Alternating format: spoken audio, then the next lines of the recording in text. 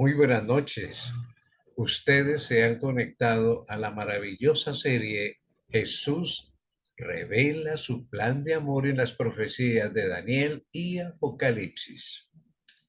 A nombre de nuestro jefe de plataforma, el ingeniero Ronalberto Puentes, y este servidor teólogo Miguel Ángel Puentes, les damos la bienvenida al capítulo número 27, titulado Lucha a muerte, un carnero versus un macho cabrío. Y ya sin más preámbulos, entonces vamos nosotros a pedir la dirección de nuestro buen Padre Celestial y su Espíritu Santo. Acompáñenos en oración, por favor. Nuestro Padre, tú eres maravilloso. Gracias por las bendiciones que hemos disfrutado ya en este día y porque podemos separar estos minutos para estudiar tu palabra, tus profecías. Espíritu Santo, acompáñanos, abre nuestro entendimiento y atesora todas estas profecías en nuestro corazón, te lo pedimos, en el sagrado nombre de Jesús. Amén. Amén. Bien, hemos venido estudiando el capítulo 7 de Daniel. ¿Y por qué tengo que mencionarlo esta noche? Porque ya es un pasado. Porque en este capítulo Dios utilizó cuatro, las llama bestias. En griego es zoo, cuatro vivientes animales, fieras, y la última no tiene parecido con nada.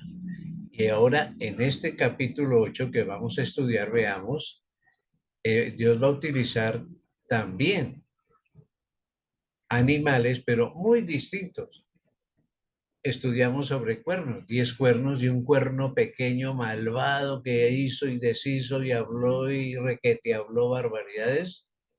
Y también vamos a ver aquí cuernos, pero ya muy diferentes. Sigamos. Y entonces tenemos que agregar y decir que este cuernito que hizo tanto daño justamente representó el poder que siguió a Roma imperial, que fue Roma papal. Ahora lo veremos casi lo mismo, pero desde otra perspectiva. Vamos entonces a colocar la base bíblica. Estamos entrando en Daniel capítulo 8. Ya el 7 quedó en la historia, aunque vamos a recordar algunos principios y algunos símbolos. Daniel capítulo 8. Empecemos con nuestros primeros 4 versículos, o sea, versículos del 1 al 4. Dice Daniel: en el año tercero del reinado del rey Belsasar me apareció una visión a mí, Daniel, después de aquella que me había aparecido antes, o sea, la del capítulo 7. Vi en visión y cuando la vi, yo estaba en Susa, que es la capital del reino en la provincia de Elam. Vi pues en visión estando junto al río Ulai. Alcé los ojos y miré, y he aquí un carnero que estaba delante del río y tenía 2 cuernos. El carnero es el macho de las ovejas. Y aunque los cuernos eran altos, uno era más alto que el otro, y el más alto creció fue después. No aparecieron juntos, sino después creció. Vi que el carnero hería con los cuernos al poniente, al norte, al sur, y que ninguna bestia podía parar delante de él, ni había quien escapase de su poder, y hacía conforme a su voluntad, y se engrandecía. ¿Cómo les parece el carnerito? Bien, vamos entonces ahora a entresacar algunas frases para explicar. La primera: yo estaba en Susa, que es la capital del reino en la provincia de Elam. Aquí hemos colocado un mapa. La provincia de Elam da ahí contra el Golfo Pérsico, es lo que fue Persia, ¿ya? Y con un círculo rojo, Susan o Susa, era la ciudad donde él era gobernante. Daniel gobernó allá. Y en el otro círculo que está a la izquierda, Babilonia, para tener una relación más o menos de la cercanía que había entre Elam y Babilonia. Según el historiador griego Jenofonte, los reyes persas más tarde usaron esta ciudad de Susa como residencia de invierno y pasaban el resto del año en Babilonia, que es también llamada Ecbatana. Sigamos leyendo. Alcé los ojos y miré aquí un carnero que estaba delante del río y tenía dos cuernos, y aunque los cuernos eran altos, uno era más alto que el otro y el más alto creció después. Recordemos siempre que bestias, o en este caso animales, que estos animales justamente no son fieras, sino los que se utilizaban en el santuario, porque es que el carnero es el macho de las ovejas, de los corderos. Entonces, dice acá que este carnero tenía dos cuernos. Pongámoslo en pantalla. La misma palabra de Dios es su intérprete. Yo no tengo que adivinar ni aquí imaginarme nada. Veamos, Daniel 8:20, o sea, unos versículos más adelante, el ángel Gabriel le aclara a Daniel y le dice, en cuanto al carnero que viste, que tenía dos cuernos, estos son los reyes de Media y de Persia, el imperio medo-persa. Así que este carnero representa ese imperio. Sigamos colocando en pantalla las frases. Y aunque los cuernos eran altos, uno era más alto que el otro y el más alto creció después. Aunque surgió más tarde que Media, Persia llegó a ser el poder dominante cuando Ciro derrotó a Astiages de Media en el año 553, 550 a.C. Sin embargo, los medos, aunque fueron vencidos por los persas, no eran tratados como inferiores o como una nación subyugada, sino más bien fueron tratados como confederados, como aliados, pero sí la historia recuerda más a Persia que a Media, y usted lo puede ver claramente en la historia. Recordemos cuando en el capítulo 7 estudiamos el oso, el cual representaba Medo-Persia. Una característica notable fue que era más levantado de un lado que del otro. Aquí es un cuerno más alto que el otro, un perfecto simbolismo. Veamos entonces, aquí está el oso representado por Medo-Persia y decía en ese capítulo 7 que era más levantado de un lado que el otro. Ahora con el carnero es un cuerno más alto que el otro.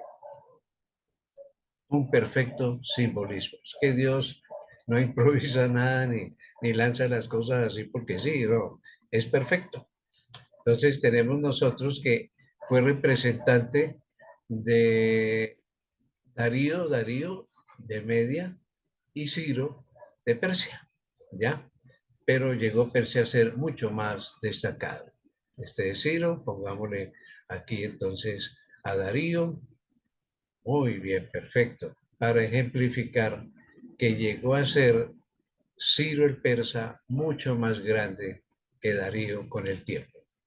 Pongamos en pantalla el capítulo 8 que estamos estudiando en su versículo 4, donde dice, vi que el carnero hería con los cuernos al poniente, al norte y al sur. ¿Qué es el poniente?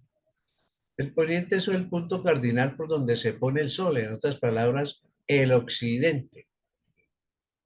Aquí gráficamente hemos colocado, a grosso modo, las conquistas de los medo-persas. Ciro conquistó a Lidia, que queda hacia el occidente, ustedes lo ven ahí, hacia el occidente, hacia el poniente, en el año 547 a.C., y a Babilonia en el 539 a.C.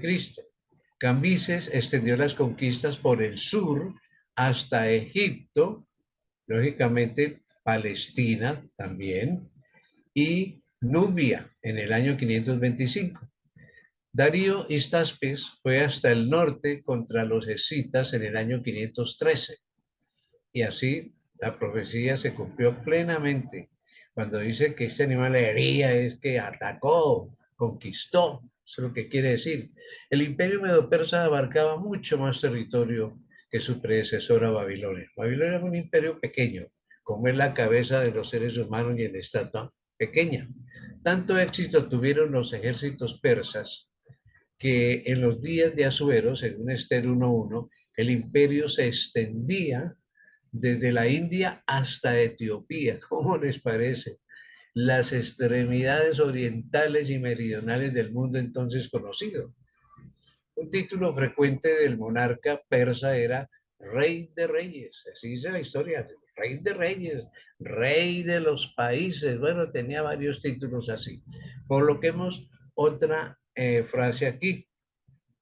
Ninguna bestia podía parar delante del imperio medo-persa, ni había quien escapase de su poder y hacía conforme a su voluntad y se engrandecía. Tremendo, ¿no? Ya estudiamos en temas anteriores las masacres que ocasionaban los ejércitos persas, siempre compuestos de más de 500.000 de hombres. Parecían invencibles, pero la profecía señaló lo contrario. Sigamos entonces el relato bíblico, Daniel 8:5-8. Mientras yo consideraba esto, dice Daniel, he aquí un macho cabrío, el macho de las cabras, venía del lado del poniente, del occidente, sobre la faz de toda la tierra, sin tocar tierra. ¡Ja! ¿Cómo se veía la velocidad? Y aquel macho cabrío tenía un cuerno notable entre sus ojos. Uy, uy, uy. Sigamos leyendo. Y vino hasta el carnero de 2 cuernos que yo había visto en la ribera del río y corrió contra él con la furia de su fuerza. Y lo vi que llegó junto al carnero y se levantó contra él y lo hirió y le quebró sus 2 cuernos y el carnero no tenía fuerzas para pararse delante de él.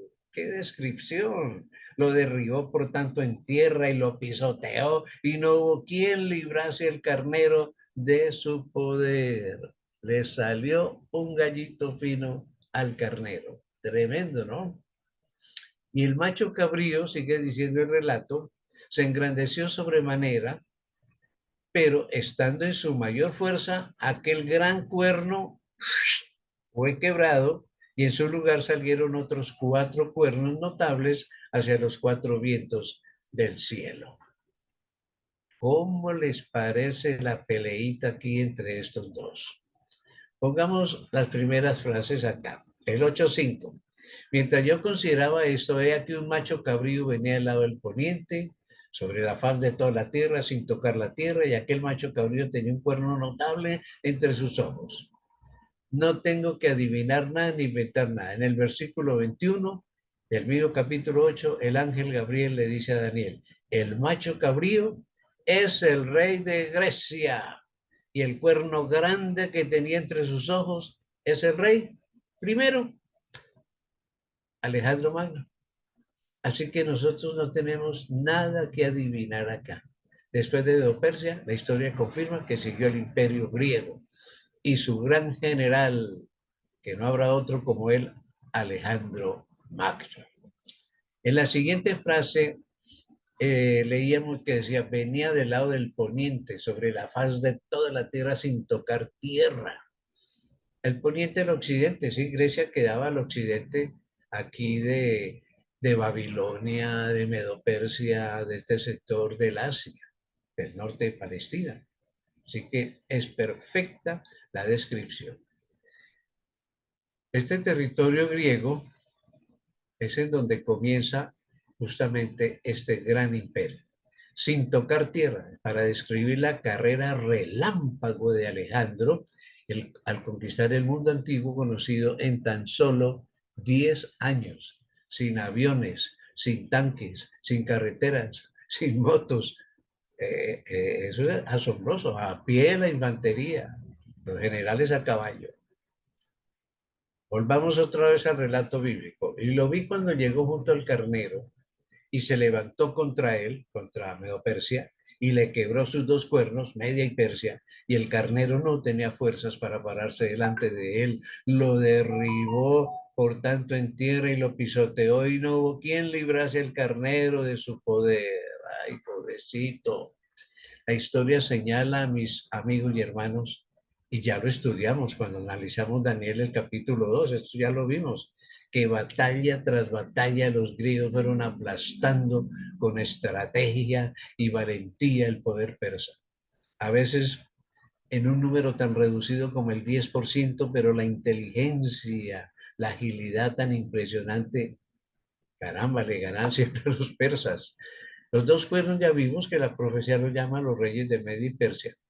Para el año 331, en la batalla de Pidna, termina definitivamente el imperio Medo-Persia. Y entonces comienza el imperio griego. Dice la escritura lo siguiente, anotémoslo. Y el macho cabrío se engrandeció sobremanera, pero estando en su mayor fuerza, ay, ¿qué le pasó? Aquel gran cuerno fue quebrado y en su lugar salieron otros 4 cuernos notables hacia los 4 vientos del cielo, los 4 puntos cardinales. Y no tenemos tampoco que adivinar qué significa esto, ¿no? En el versículo 22 de ese mismo capítulo 8, el ángel Gabriel explica a Daniel y le dice lo siguiente, y en cuanto al cuerno que fue quebrado, y sucedieron 4 en su lugar, significa justamente que 4 reinos se levantarán de esa nación, aunque no con la fuerza de él. Nosotros ya estudiamos todo esto cuando estudiamos Daniel 2 y ustedes quienes vienen con nosotros desde temas anteriores recordarán que Alejandro muere muy joven y en su lugar hay 5 generales. Claro, había descendientes de reinas, hijos, primos, hermanos de Alejandro que querían el poder, pero finalmente 5 generales se disputaban el trono del imperio. El más osado fue Antígono, quien había peleado al lado del padre de Alejandro, Filipo de Macedonia, y después de años de luchas entre estos 5 y para cumplimiento de la profecía, veamos, se unen los 4 generales más jóvenes llamados los diádocos, no diáconos, sino diádocos. Y en la zona de Gaza, allá en Palestina, acorralaron a Antígono, lo derrotaron y lo asesinaron y muy cordialmente se dividieron el imperio en 4 partes.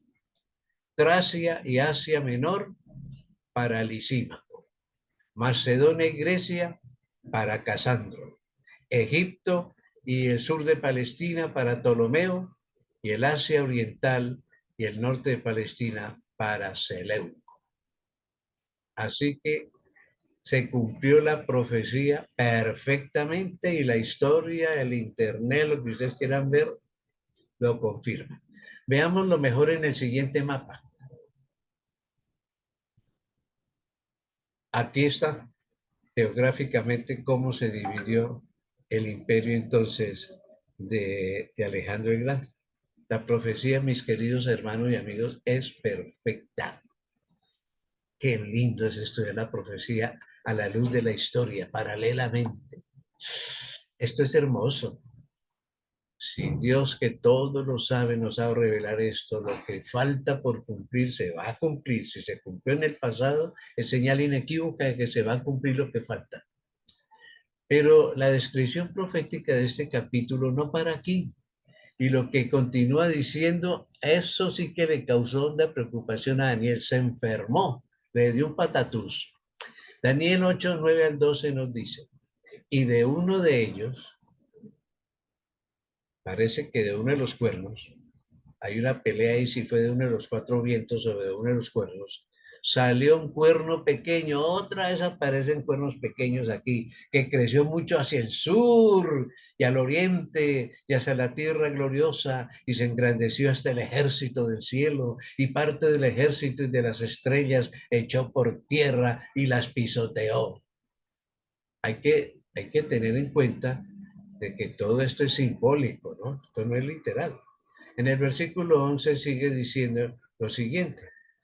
aún se engrandeció contra el príncipe de los ejércitos, Cristo, y por él fue quitado, por ese cuerno, fue quitado el continuo sacrificio que hacía de mañana y tarde en el santuario, y el lugar de su santuario fue echado por tierra. ¡Ah! Malito este cuerno, y a causa de la prevaricación del sacrilegio, le fue entregado el ejército junto con el continuo sacrificio, ay, ay, ay, y echó por tierra la verdad e hizo cuanto quiso y prosperó. Increíble todo esto. Bueno, hay que interpretar. Comencemos nuevamente a analizar el texto bíblico. Pongamos en pantalla el verso, bueno, aquí pusimos un mapa para ver, este representa Roma. Sale de allá, su conquista hacia el sur, que es Egipto, su conquista entonces hacia el lado del Asia, donde era Babilonia, donde era Medo-Persia, lo que es Palestina, la tierra gloriosa, así la llama la escritura. Estas son las conquistas de Roma. Sigue el Imperio Romano, representado por un cuerno grandote ahí que creció muchísimo. Bien, entonces vamos a seguir interpretando. Coloquemos en pantalla entonces. Según el comentario bíblico adventista, el cuerno pequeño representa Roma y sus dos fases, dice el tomo cuarto, página 868. La Roma pagana y la Roma papal. Daniel vio a Roma primero en su fase imperial y pagana, cuando combatía contra el pueblo judío y los cristianos primitivos, y después en su fase papal, que continúa hasta nuestros días y se proyecta hacia el futuro, luchando siempre contra la verdadera iglesia. Recordemos siempre que los símbolos de interpretación en este caso, cuernos, simbolizan poderes que pueden ser políticos y religiosos, y vale la pena destacar que en el capítulo 7, el anterior que estudiamos, Dios utilizó como representaciones animales salvajes y que ahora está utilizando animales que eran parte del ritual ceremonial del santuario, como carneros y machos cabríos, que ya lo he mencionado, lo que indica que el énfasis va cada vez más centrado en el aspecto religioso. Si habla de un cuerno pequeño que crece mucho, quiere decir que dejó de ser pequeño. Y si creció hacia el sur, no puede ser el reino de Ptolomeo en Egipto, que estaba en el sur. Si creció hacia el oriente, que allá estaba el reino de Seleucio y la tierra gloriosa que es Palestina, pues no puede ser ni el Asia Menor ni Palestina. Quiere decir que se refiere a Roma, quien pequeña al comienzo invadió a Egipto, al Asia Menor y Oriental y Palestina. Entonces, el comentario bíblico adventista nos ha respaldado en esto. Dice plenamente que representa a Roma en sus dos fases, pagana y papal. Vamos a ver el versículo 10. Dice, y se engrandeció hasta el ejército del cielo, y parte del ejército y de las estrellas echó por tierra y las pisoteó. Ay, ay, ay, ¿qué es esto? ¿Qué significa? Pongamos la frase ejército del cielo. Daniel está aún describiendo lo que vio en visión, puesto que posteriormente el ángel Gabriel le da la interpretación, pues no quedamos en duda respecto al significado de lo que aquí se describe. El ejército, las estrellas, evidentemente representan a los fuertes y al pueblo de los santos. Ahí dice en el verso 24, y su poder, desde ese cuerno, es un poder romano, se fortalecerá, mas no con fuerza propia, y causará grandes ruinas y prosperará y hará arbitrariamente y destruirá a los fuertes y al pueblo de los santos, a los cristianos. La siguiente frase dice, las pisoteó, hablando de las estrellas, que las estrellas de Dios son sus hijos fieles. Esto se refiere a la furia con que Roma persiguió al pueblo de Dios tan a menudo a través de los siglos. En los días de los tiranos paganos, Nerón, Decio, Diocleciano, y nuevamente en los tiempos papales, la Santa Inquisición, Roma no vaciló nunca en tratar duramente a aquellos a quienes condenó, a los cristianos, a los hijos de Dios. Coloquemos ahora el verso 11. Dice, aún se engrandeció contra el príncipe de los ejércitos. Uy, uy, uy. El versículo 25 habla de ese mismo poder que se levanta contra el príncipe de los príncipes. Ya hace referencia a Cristo, que fue crucificado por la autoridad de Roma. Roma imperial, Roma pagana, en la persona de Poncio Pilato. Y sigue diciendo acá que por él se engrandeció contra el príncipe y que el santuario fue echado por tierra. Ya en un próximo tema vamos a definir un poco mejor esto, porque hay mucho que decir sobre estas frases, su aplicación literal y su aplicación espiritual con la Roma papal. ¿Ya? La siguiente frase, y por él fue quitado el continuo sacrificio. Sabemos que el continuo sacrificio era el sacrificio del amanecer de un cordero y el sacrificio del atardecer de otro cordero, simbolizando la continua validez del sacrificio de Jesús. Y el lugar de su santuario fue echado por tierra. La destrucción del templo de Jerusalén en el año 70 por Tito Vespasiano. Según el comentario bíblico adventista, el tomo cuarto, página 869, explica y dice que el hebreo tamid, palabra que aparece 103 veces en el Antiguo Testamento, se usa frecuentemente con relación al ritual del santuario para describir varios aspectos de sus servicios regulares, tales como el pan continuo. Aquí dice que fue quitado el continuo sacrificio. Y ese pan continuo debía estar sobre la mesa de los panes de la proposición, según Números 4:7. La lámpara que debía arder continuamente, según Éxodo 27:20. El fuego que debía arder siempre sobre el altar del holocausto, Levítico 6:13. Las ofrendas encendidas que debían ofrecerse diariamente, según Números 28:3 y 6. El incienso que habría de ofrecerse mañana y tarde, según Éxodo 37 y 8.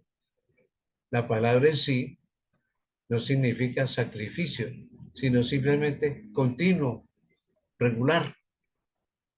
Sigue diciendo que en el capítulo 8 y el verso 11, tamid, que se utiliza para continuo, también tiene el artículo definido y por lo tanto se usa como adjetivo sustantivado, pues no hay otro sustantivo, o sea, lo continuo, es decir, lo continuo. En el Talmud, que son escritos rabínicos, cuando tamid, continuo, se usa en forma independiente, como aquí la palabra se refiere uniformemente al sacrificio diario. Entonces, ¿qué han hecho los traductores de los idiomas bíblicos? Pues agregaron la palabra sacrificio. En todas las versiones castellanas de la Biblia, evidentemente, aparece. Creían que los holocaustos cotidianos eran el tema de la profecía, pero no es exactamente así. Entonces, tenemos que decir lo siguiente, que hay muchos detalles para analizar y bien minuciosamente, como el ataque al príncipe del cielo, pero si lo hemos mencionado, la verdad echada por tierra, el continuo, hay que seguir hablando del continuo, la transición entre Roma pagana y Roma papal, y otras frases que indudablemente será un tema para el futuro, o sea, nuestro próximo tema dentro de 8 días, porque hay mucho que decir, hay mucho. Por ejemplo, el significado del continuo todavía tiene por lo menos 3 opiniones principales, que hoy, por espacio de tiempo, pues no alcanzamos nosotros, obviamente, a estudiarlo, a definirlo. En definitiva, esta es una introducción a ese capítulo 8, que contiene incluso los 2300 días, la fecha cuando Jesús iba a nacer, cuando iba a ser bautizado, cuando iba a ser crucificado. Por este capítulo 8 es supremamente importante. Ustedes no pueden perder este próximo capítulo. Y bien, En la siguiente diapositiva, yo imagino lo que Jesús nos dice hoy al terminar nuestro tema. Sufrí por ti. El maligno ha utilizado poderes humanos para perseguir a mi pueblo y echar por tierra mi palabra. Pero al final, el final de mis profecías señala nuestro pronto encuentro de gozo eterno. Prepárate, pronto terminará esta triste historia. Amén. Y así sea.